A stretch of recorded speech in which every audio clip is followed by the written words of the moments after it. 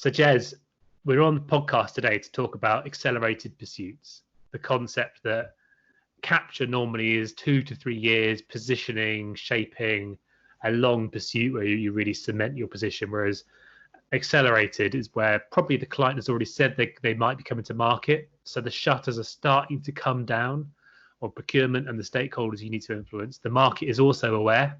So you haven't got the jump on the market. And what can you really do to therefore get ahead when everyone's chasing after the same thing? It's a bit like watching 7-year-olds play football, right? You know, rather than the Premier League. There's essentially a horde of children just chasing the ball around the pitch. Doesn't matter if you're in defence or in your attack. If the ball goes one way, all the 20 children run the same way, and it's a bit like that, isn't it? The clients put something out to market. We're going to be coming to market for this big contract, this big framework, this big deal, and all your competitors are equally chasing after the same ball. So did you want to start and kind of introduce your theory on this, and we can have a bit of a debate into it? Yeah, so and recognizing we don't agree about all of this stuff as usual, but I think some of it's about scale though. So yeah, you're quite right. Proper capture is 9 months plus, ideally 18 months or more, where you're building that campaign to engage with clients, extend influence, and hopefully with a goal to negotiate the piece of business rather than a competitive bid, or worst case scenario, you are as well positioned as you could be for when an ITT comes out, and hopefully you're the people at the bidders conference who know what the client's going to say before they say it, whereas everybody else is sitting there wondering what the fuck's going on, and where that's come from, kind of thing.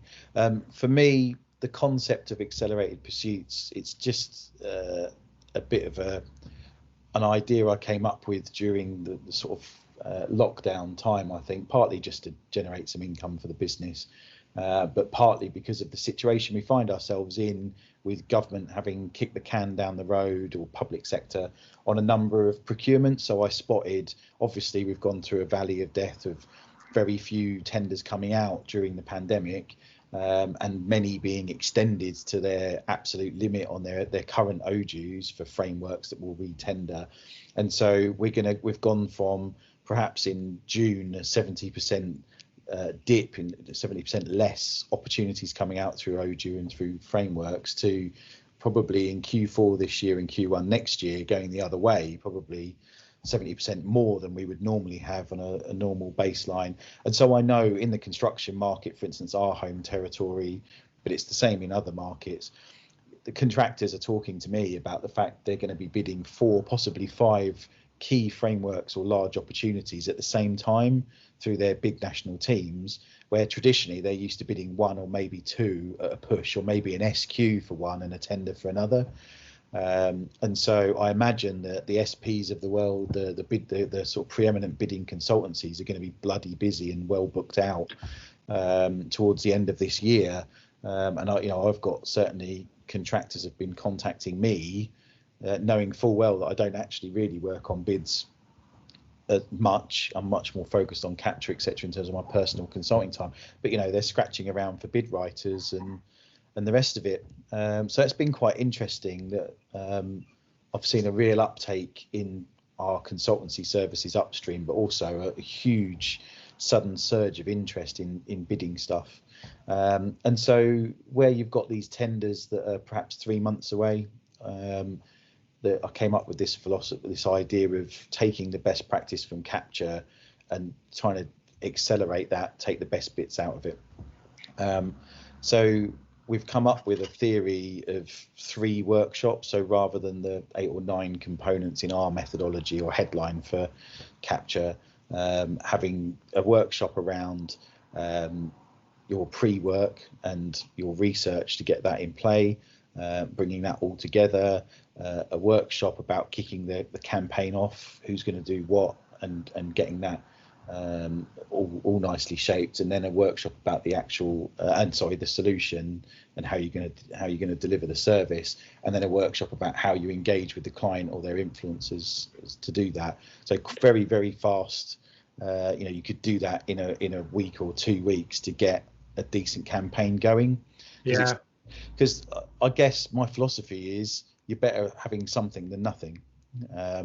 A lot of organisations just wait for these opportunities to come, and then they don't understand what the specification's saying. They have that difficult engagement through clarifications with the client, where they're trying to understand where the client's coming from. They haven't influenced it at all before the tenders come out. Whereas certainly pre-SQ, if it's that sort of formation of procurement, you can engage with the client, understand these things better, and try and have some sort of influence that suits your business. So it's very much about a quick flash to bang impact program in my view.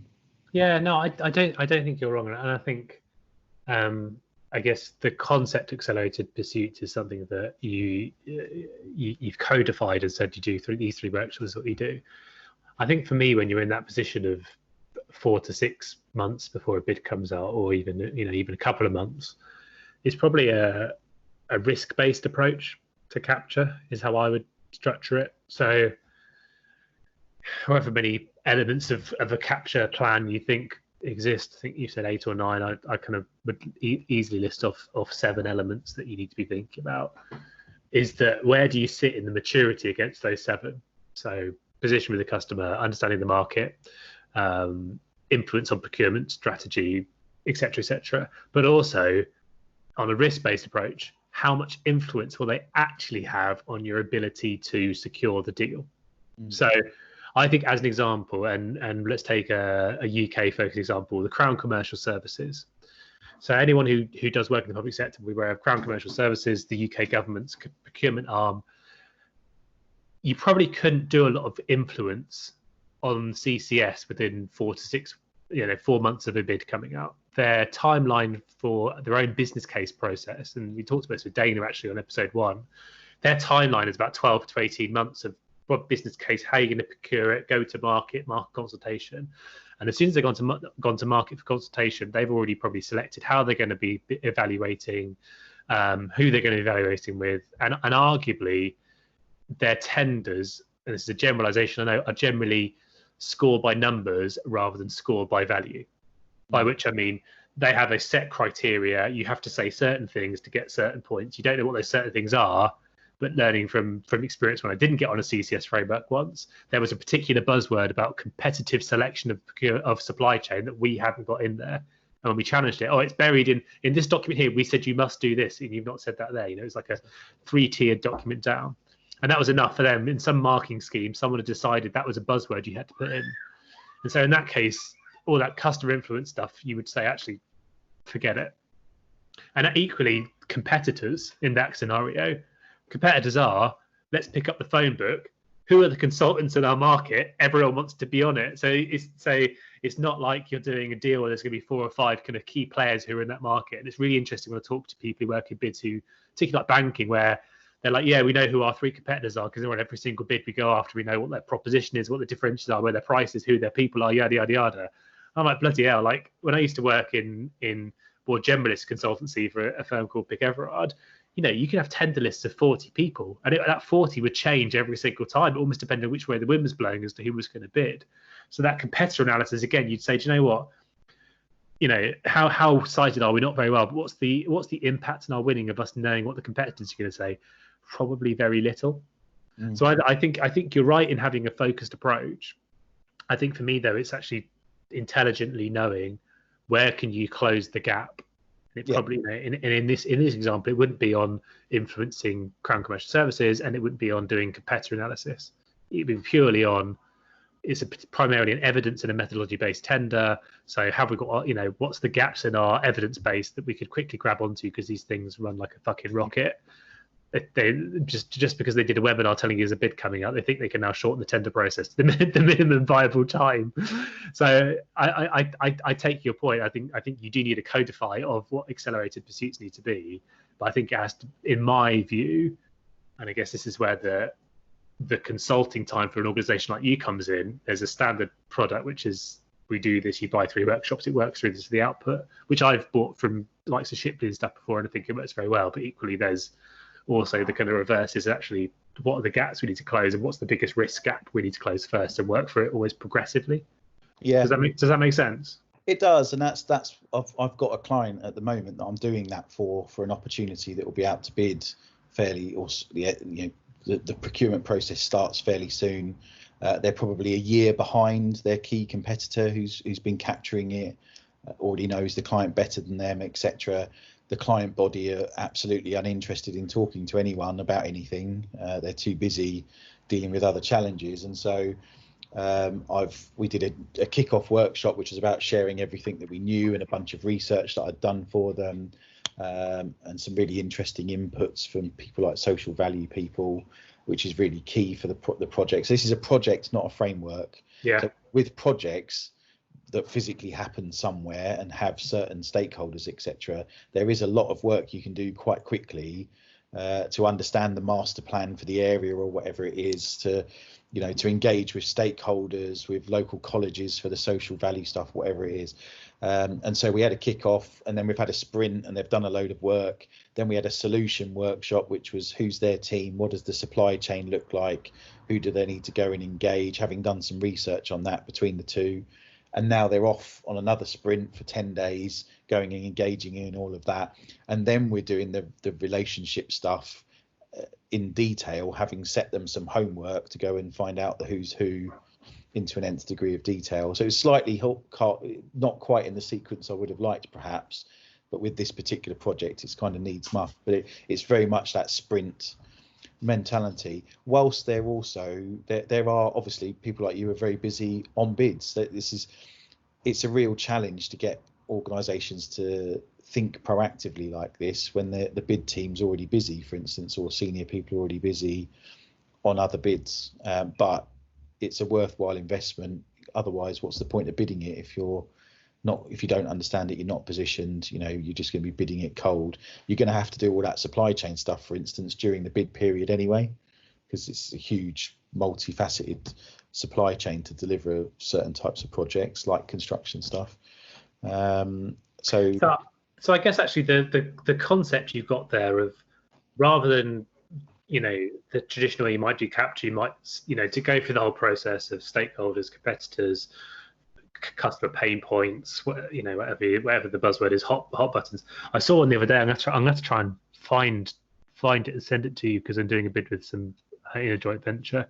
They didn't call them hot buttons and wind themes. They'd obviously decided they'd come up with their own terminology, and it was just a bit weird. And I can't remember it now, and I'll put myself on the spot. So I'm going to have to find it and send it to you.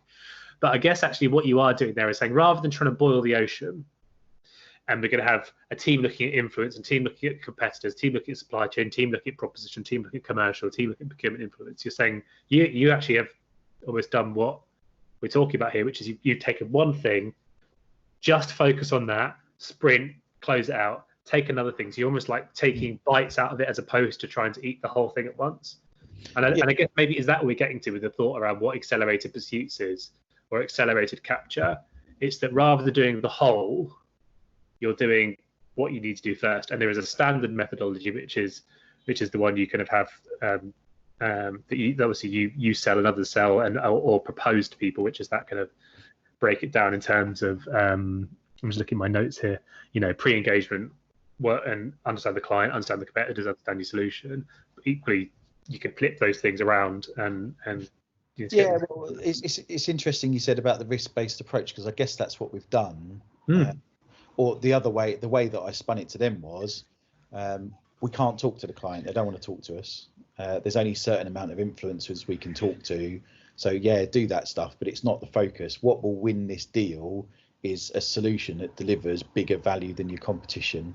So go and focus on how you're going to deliver this, but with a shitload of added value, and work really hard at that before the tender comes out, so that by the time it comes out, you've got an unbeatable proposition. The client can't choose anyone else, because you've absolutely smashed it, and your competitors will never catch up on that supply chain stuff, because it's most people in capture, they tend to focus on the relationships bit, but actually how you're going to deliver the service, certainly in multifaceted supply chain or that kind of stuff, getting the best subcontractors nailed exclusively to you, or at least best aligned to you, and then the tiers below them, how that works, what that looks like, to be in the most efficient added value series it's all about how you're going to create the most value for the client. Yeah, I like that. Yeah, so I guess to summarize then, because we've kind of talked around this, is that if you've got a short amount of time, you've got to be smart with your time. Yeah. And it can't be painting by numbers capture. It's got to be agile and fluid. You've got to break stuff down in what you approach, how you approach it. I guess a lot of it we talked about in the episode and series one about capture is getting the right internal team to get this right. It's not something the bid team can do, and probably not something you could just do with a couple of directors or a couple of business unit leads. You need kind of a real mix of views to get it right, and that facilitation of that is a skill in itself. Yeah. And I've seen a lot of it where to close the gap, and it's the right thing to do. Our bid team kind of try and do some capture planning the week the bid comes out, and they kind of just go through what's our hot buttons, what's our win themes, because it's a bid we're going to bid for, but we didn't know was coming, and that does happen. But we decided to bid for it because the client has rung up and said, "By the way, we just decided to put this out. We have a go." That actually getting the right people in the room is so critical, and often it might not be just the big cheeses that run your business that need to be in there. You need those people who have kind of practical knowledge. Yeah, you do. I mean, the other key thing that we talk about a lot or touch on a lot is sponsorship.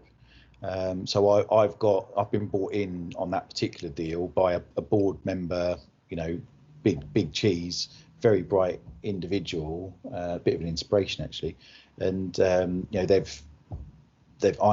I've got the mandate to make shit happen and ask difficult questions and challenge people, and it's been really refreshing. What we should say, of course, is that in theory we should never get in this position, because we should have been running a really slick operation with a business plan that identifies our key clients, with CAM stuff going on for those clients, and then capture going on for our key pursuits. So we never get into this 2 to 4 months or even measured in weeks. But of course that doesn't happen in the real world. Yeah, but we know anyone who ever says that they do that is bullshitting. Yeah, I mean there's between me and you and the listeners, I guess I'm developing a service proposition that sorts all of that stuff out, and creates an ecosystem for businesses that they can take on through a knowledge transfer bit. So you get that nice, all the dots are joined. But even if I did on my best day did a wonderful job of all that stuff and it was beautifully aligned, some arsehole client is going to punt out an opportunity that you've only got a couple of months to prepare for. So this is almost that pre-bid or bid readiness stuff that Pistol Pete and Harmonic do, what have you got to have in place to win this deal? Yeah, I think you're right. Yeah, I think it's fair to say, right, anyone who says they do all the top to bottom and they know everything that's coming out on their position. I mean, there are some markets you can do it, but in the market that I work in, it's a dream, and you've got to be much more agile in being able to approach it. Cool. So is there something on your website that people can have a look at if they want a bit more information on this? Yeah, so on the Growth Ignition website, growthignition.co.uk, in the services bit, there's a capture one that's got the capture proposition, then at the bottom an accelerated pursuit thing that they can look at. I'm going to be a bit busy for the rest of the year though, so they can have me do that until mid-September, and then I'm booked out for a while. But at least there's a webinar there that talks through the concept, so they can lift it and take it if they don't need me to do it, or of course I can introduce some other people to help them do it. Yeah, good. Oh, interesting chat. Good stuff. Let's go on to do question of the day.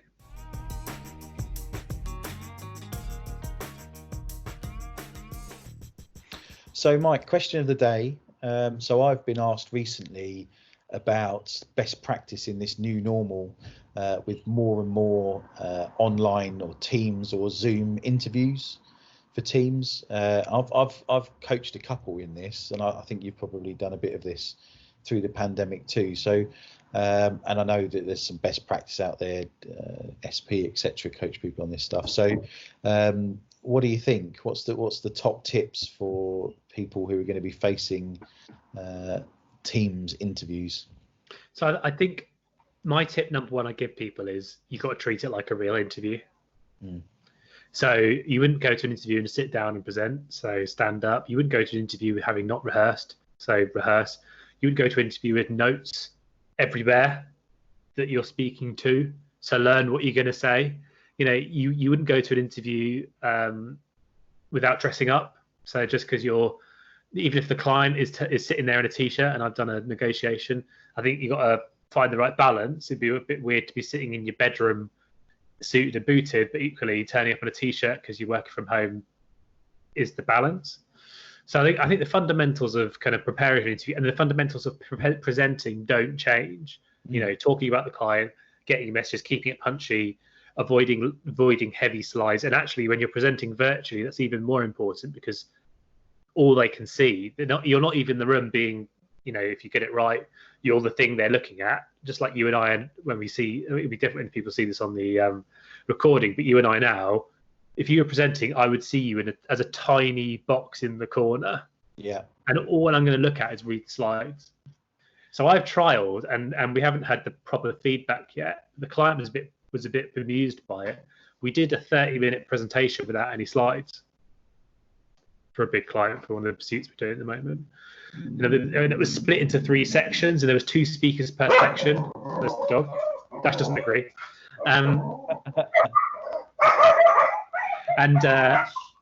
So actually, we just broke it down. Then people were speaking for like 3 minutes each as they shot between the topics. The clients had topics, and we're going to break it up. And we're working through it, and I was like, do we really need slides? Because all you're doing is reading off the slides. And it blew the team, but actually when they presented it was really good because you could see them thinking about having to articulate what they were saying, and also on the screen they would appear on the screen because they were the key speaker. When we went to the interview, the client was like, "You haven't got any slides," and they're like, "No, we just want to talk to you." And actually, I'll be interested to hear once it's all said and done in kind of October what the client thought, because it threw them off a bit.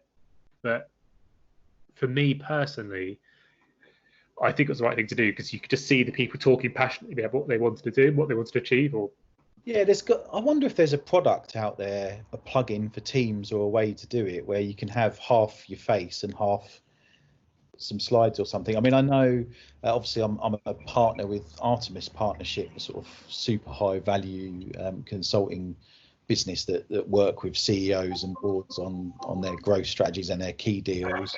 And so I've spent a bit of time, obviously my old work dad, Graham Keane, I sort of hang out with virtually now, with him on his yacht in Hong Kong Harbour, making me very jealous. But with Ian Forbes as well, who's a fantastic speaker and facilitator. And Ian's still using, or he insists on using a whiteboard or a flip chart by Teams and draws on it as he talks through his workshops, which is really quite interesting. And it does work. He's talked me through how they deliver some of their stuff using the flip charts, and I thought actually that's interesting. So I think it'll be interesting how it develops, because I don't think this is going to go away for a while. I don't think clients are going to want to be in a room with us for a long time. So I think that there needs to be a bit of a mixed economy, the same as when I used to do the big sort of pitching stuff with Mace, we'd have a real mixed economy of a visualization, maybe using an app, going around a site with hot button type stuff, really fantastic work that Pre-Construct from Bristol used to do with us on that sort of thing. But we'd have some print stuff, we'd have a big roll thing that went down the middle of the table that we could draw on, and sort of workshop bits, all sorts of, real mixed economy stuff. And I wonder how we get to that virtually. It's interesting. I think mixed medium is the interesting challenge to break. So we've started now going back into the office, like most have, and or being purposeful about going to the office to collaborate. And actually, just kicking off a bit now, we're gonna book out one of our offices, not in London, so people can drive to it, for 3 days, and there'll be 10 of us who are going to workshop the challenge, the solution, how we're going to approach the problem the client has set us. But some people still want to dial in remotely, and that's going to be really difficult, because we want to have a physical environment where we can draw on stuff, grab documents. What do you think of this? Obviously, with social distancing or wearing masks, or people being mindful of sort of being honest if they feel ill or anything else like that. But I did a session this week where we did a a Tiger team review of a bid. We kind of, the bid was good, but what could we do? What could we do now in the last 2 weeks? So the client had given us an extension, and we'd already finished the bid. To really up the quality. What are we not saying? What's the kind of blue sky thinking? And there was 4 of us in the room, and then 4 on the phone, and pretty much all the talking was in the room. And that's my big fear. And I've kind of been a bit of a kind of flag raver this in May. So we were talking about kind of, well, let's encourage people to come back to the office. People can still join in on Teams if they want. Is actually, if you're not in the room and the room isn't designed to facilitate people communicating with everyone, it becomes people in the room and people on the phone just listening. And I think that's a real challenge, and I don't know how you get around that. We've kind of got off a bit topic now of presentations, haven't we? No, but it's all virtual environment stuff, and it's important for bidding people, particularly war room type stuff. I mean, I'm almost surprised that one of the big tech firms haven't accelerated and released, Google Glasses or something where virtual reality, a bit like a Star Trek film or something. You're sitting around a table, but you're not really there. I imagine they're firefighting with the amount of demand on their service. I saw there was an update on Teams this week, and you can change the look, so you can have 50% of the screen as the image and 50% as the video when someone's presenting. But it's not there for everyone. You've got to roll it out, I think, as an organisation. So I'm doing a bid to someone else. They've got a whiteboard tool built into Teams, which I don't have access to because it's not been turned on by my IT team. So you're going to get this mixed economy again of like, depending on who you're working with, there's different tools and different functions. So it's going to be a challenge, I think. But coming back to the presentation point, I think the final thing I would encourage people to think about is, how are you going to keep your attention for 90 minutes, and how do you think the evaluators are going to do it? Because rather than being in a room, engaging, you can use some of the tactics you use, of moving position in the room, changing your voice, emphasizing hand gestures. It's going to be a lot more difficult on the screen. So how are you going to make sure they're still paying attention at the 80th minute as they were at the 10th minute? And there's some research that I saw that looked at the attention span of people on a call, and you lose people after about 40 minutes, which is why, again, our podcasts are a bit shorter now, because if we're going to do it by video, we want to make sure that we get that short and punchy, which we're probably failing on dramatically now, by the way. Yeah. So I think actually there's not a lot of difference, but you've got to think above and beyond your normal interview prep about how you're going to make sure you keep the attention and you use all the kit to your advantage. Very good. Yeah.